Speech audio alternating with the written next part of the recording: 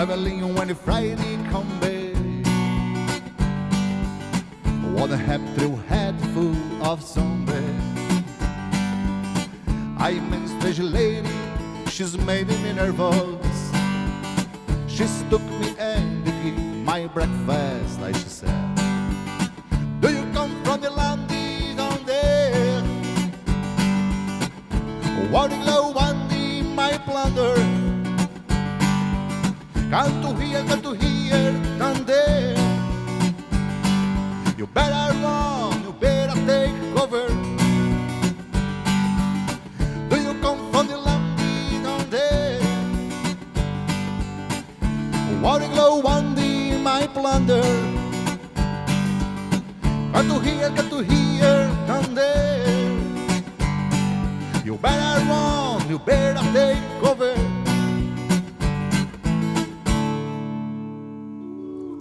Oh, baby. Oh, até os nossos estimados cinegrafistas estavam babando ali atrás das câmeras, verdade. Verdade, o Baby cada vez me surpreende mais com essa sua diferenciação, né? O que é o show, estimado Merran? Muito bom, parabéns, olha, realmente. O Merran baixinho assim pra mim, eu preciso do telefone desse homem, tem que hora que precisa de um evento lá na faculdade, na nossa universidade. O Baby, claro, o Baby está aí. Ô, estimado, antes nós falávamos aqui sobre a sua trajetória toda da fuga e o prefácio aqui que eu citei há pouquinho, antes de encerrar o bloco, eu não sei se tem lá o nosso diretor, o Fábio, e o nosso estimado Léo, normalmente eles buscam alguma coisinha lá. Tem lá daquele programa de 2003 do Merran que teve aqui, com o Rafael Grilo, que era preparador de goleiros no Iraque? Tem alguma coisinha lá? Se tiver, às vezes eles conseguem buscar umas coisas. Olha. Então, com saída do chão, entraram os revolucionários, depois os religiosos tomaram conta do poder. E totalmente voltou a ser um governo ligado a aspectos religiosos. Então, as mulheres sofreram um pouco de opressão, as minorias religiosas e minorias políticas sofreram muito perseguição. Inclusive, eu pertenço à religião Bahá'í, que é perseguido no Irã. Hoje tem um pouco de mais liberdade do que naquela época que eu vivia lá. Então isso foi o maior caso, porque eu não tinha condição de continuar meu estudo, fiz segundo grau, então a universidade não podia entrar. Para isso... Pela tua religião, né? Exatamente. Não podia, vamos deixar bem claro que ele não podia, porque ele pertencia a uma religião contrária a quem está no poder hoje no Irã. Né? Exatamente, uma minoria religiosa. Então eles...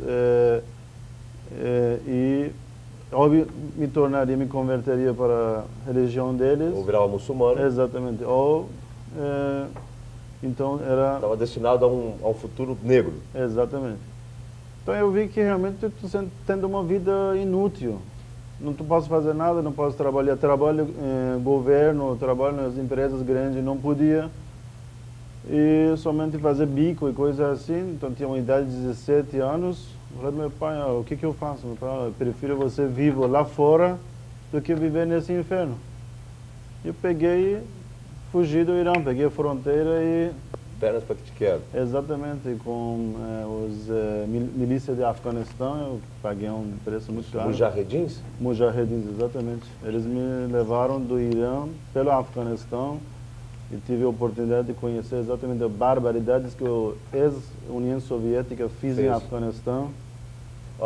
Essa foto aí é uma foto... Eu perguntei para você, mas os caras acordaram agora, tá todo mundo de camisola? Não, esse é o rapaz que eles estão fugindo lá.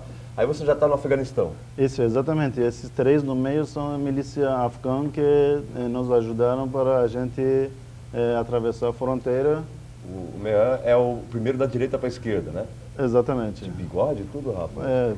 Maneira de disfarçar para não chamar a atenção do pessoal, polícia. Agora, se tu é pego, tu tá ferrado. Né? Se for pego, exatamente. E aí tinha cadeia, e até podia ter sentenças, várias sentenças. Você foi pelo Afeganistão. Aí fui pelo Afeganistão e entrei no Paquistão. Fronteira de Afeganistão com o Paquistão. Aí lá eu me apresentei para a comissariada da ONU. Aí peguei asilo religioso, né? Refugiado, e de lá fiquei 2 anos na região, na Índia, Paquistão, e vivia com o salário que eu recebia da ONU e, claro, a ajuda do pai no Irã. Então fiquei lá até arrumar minhas coisas e aventurar pelo mundo. Olha só que espetáculo, buscaram do fundo do baú, hein? Essa é do fundo do baú.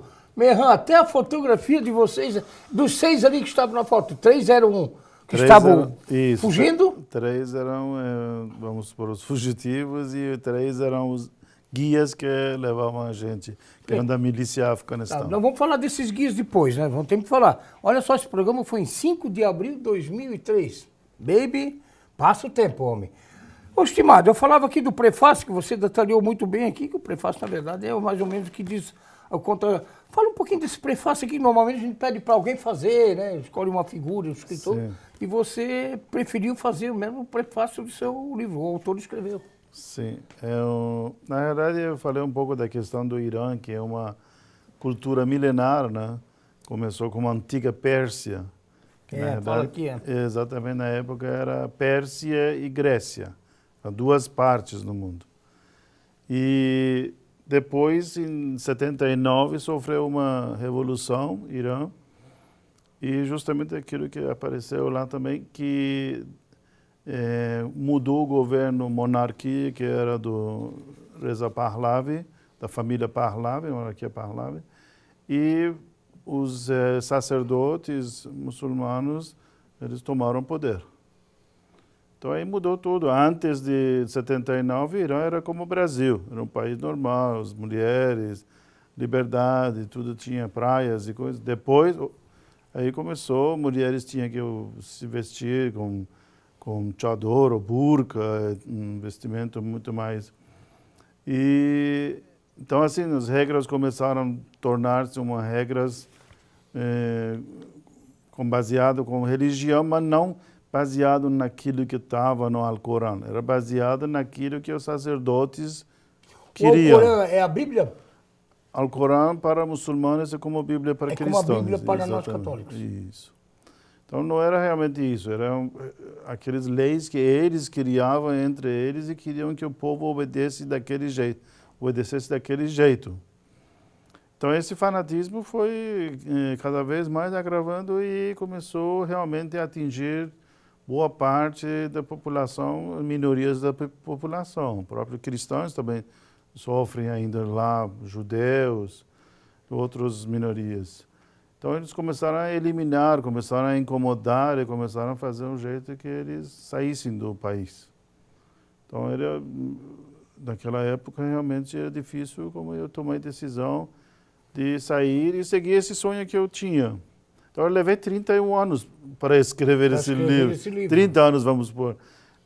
Porque sempre tinha essa vontade, mas pensava, não, mas por que minha história não vai interessar ninguém e tal. Então muitos amigos, inclusive um deles, o Alcir Teixeira, foi um deles que me incentivou, não, escreve, isso aqui é bom, porque os jovens vão ler, vão tomar como exemplo, uma lição do que, às vezes, hoje em dia, os jovens desistem fácil de estudar, desistem fácil do trabalho, das coisas, e talvez isso dá uma motivação, dá um estímulo. Então aí comecei a escrever E o nome do Alcir está aqui no livro. Exatamente. Te agradece pelo apoio ao amigo Alcir Teixeira, que é de Pouso Redondo. O Alcir Teixeira é nosso vice-reitor, estimado aí da velha guarda, mas é de Pouso Redondo. E aqui você também faz um agradecimento, já que eu estou com os agradecimentos aqui. A Belisa Dias Regis, deve ser a filha do Lorival e da Yara, que ela faz jornalismo, já terminou, não sei. Mas... Não, ela mudou aí, ela está fazendo letras agora. Porque ela fazia jornalismo, né? Sim, faz letras. E você também aqui, claro, a Assembleia Nacional dos Bahá'ís no Brasil, que é a Organização das Nações Unidas, a ONU, você faz esse agradecimento aqui também, olha só. Sim, porque eles tiveram um papel importante. Para te incentivar, inclusive, a escrever. Exatamente, a própria Assembleia dos Bahá'ís e Organização das Nações Unidas, porque facilitou essa minha saída de Paquistão para o Brasil. Então, Assim, nós vamos falar isso já, mas eu tenho uma perguntinha para fazer. Os princípios do islamismo que você cita aqui no prefácio? Quais são os princípios do islamismo? Não, o islamismo é uma religião divina que tem princípios como fraternidade, tem respeito aos seres humanos, Então, é o contrário daquilo que realmente hoje os sacerdotes nessas regiões estão vendendo. A Síria, o Irã e esses países muçulmanos estão praticando guerra, matar crianças, matar civis. Isso não está dentro de princípios de islamismo, sabe? Então, é totalmente contrário daquilo que o Maomé trouxe. Ele ensinou os árabes que naquela época viviam numa situação bárbara, viviam numa situação lastimável, de ser gentil, trouxe uma grande contribuição para a ciência, até para a Europa. A Espanha, uma época, foi colônia desses. Então, só que são leis de 1500 anos atrás. E a religião Bahá'í tem princípios para realidade nossa hoje. Então, 1500 anos atrás, difícil falar sobre igualdade entre os homens e mulheres. Sem dúvida, sem dúvida. Sobre a unidade, sobre a paz mundial, porque até os árabes matavam as meninas, porque eles queriam meninos para a guerra. Eles queriam os meninos homens para a guerra. Para a guerra, As não. meninas eram sacrificadas. Então era impossível falar sobre uma coisa dessa. E recentemente a Arábia Saudita deu permissão para mulheres dirigir. Que não podia. Olha, então... As coisas foram mudando, né? Exatamente, mas pode ver que há 1500 anos atrás teve esse consentimento agora que a mulher pode dirigir. Ô, estimado, como é que foi a decisão? Você tomar aqui, um dos capítulos, o capítulo número 1, até você cita aqui que a Terra é um só país e os seres humanos são seus cidadãos. Barrar, o lá, não sei. Como é que foi essa decisão? Chamar pai, mãe e dizer, eu tenho que fugir porque eu quero estudar. E eu sou obrigado a sair desse país, sou obrigado a ir embora. Como vamos fazer, não sei. Não temos dinheiro, tem que juntar o dinheiro. Como é que foi essa decisão? Não foi fácil. Você tinha o quê, 20 anos? Eu tinha 20 anos. 20 anos. 20 anos. Então, de noite para dia decidi. E de noite para dia também comuniquei aos meus pais.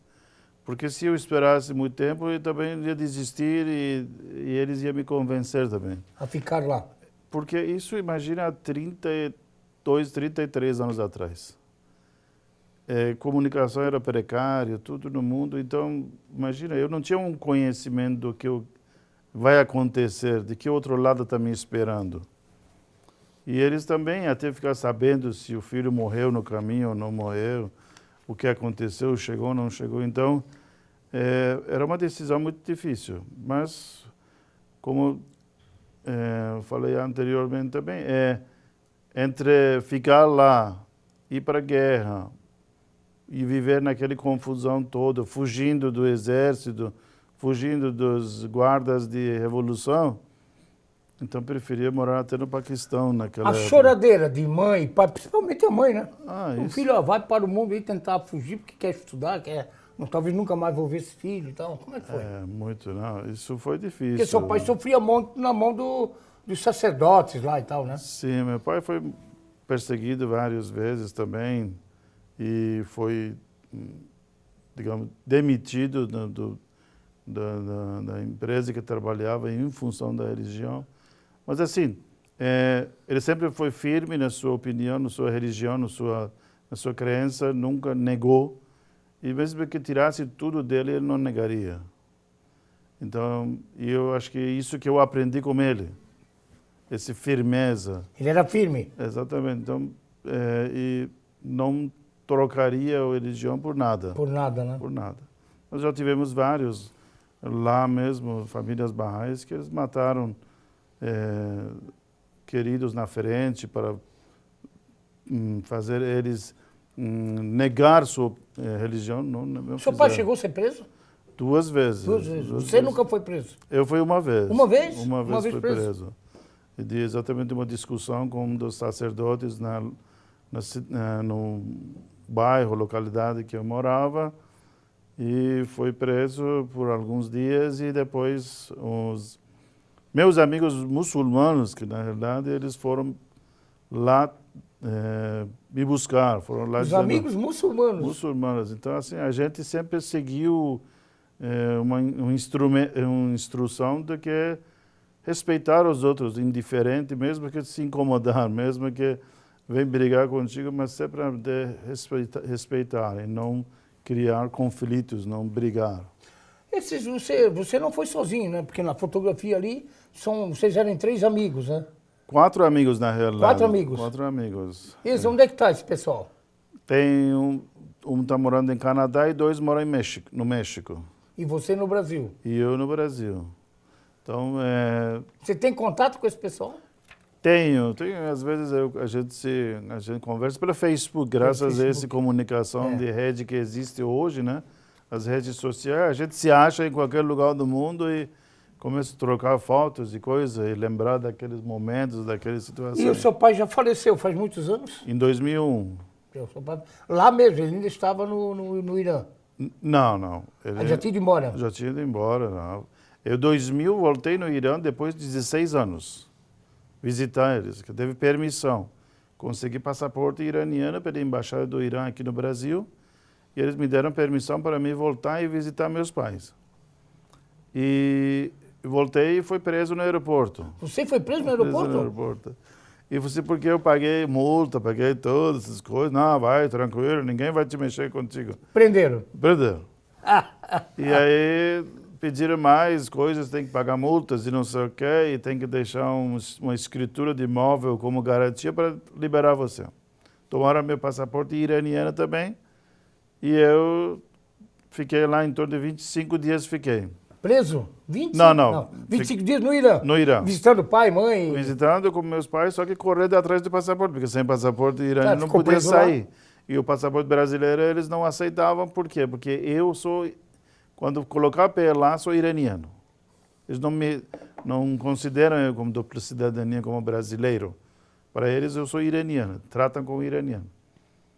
Então, aí eu fui correndo para lá e para cá e tal e coisa para conseguir passaporte de volta e poder Aí, vir. depois disso, você retornou para o Brasil e nunca mais voltou para lá? Voltei em 2001, porque aí meu pai faleceu, eu fui lá. Você foi na cerimônia do... Não consegui ir. Porque, assim, Mas ele morreu no Irã? morreu no Irã. No sim. Irã, está enterrado lá, sepultado Sim, lá. sepultado lá.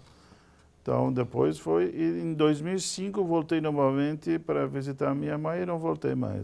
E a sua mãe, você dizia nos bastidores, a sua mãe, a sua irmã e o seu irmão moram nos Estados Unidos hoje. Isso, hoje eles moram nos Estados Unidos. Mas foi sem fuga? Deles foi mais tranquilo, porque na verdade eles, na época, hoje eles têm condição de ter passaporte, então eles foram até Turquia e Turquia eles foram para os Estados Unidos. Tá.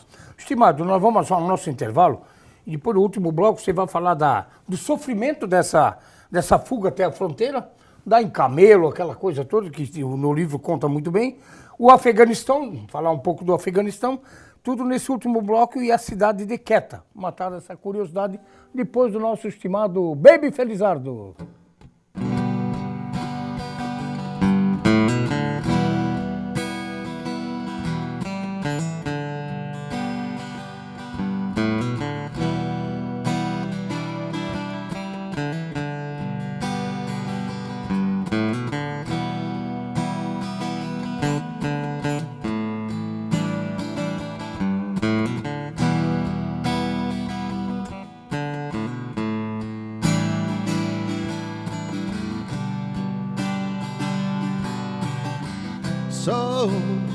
So you think you can tell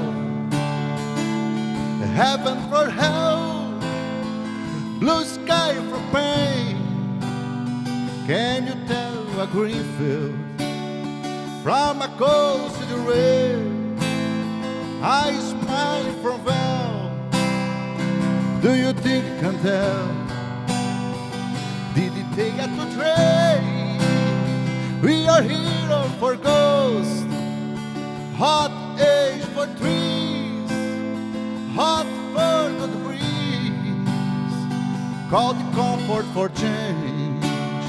Did you exchange a walking on the park for the holding cage?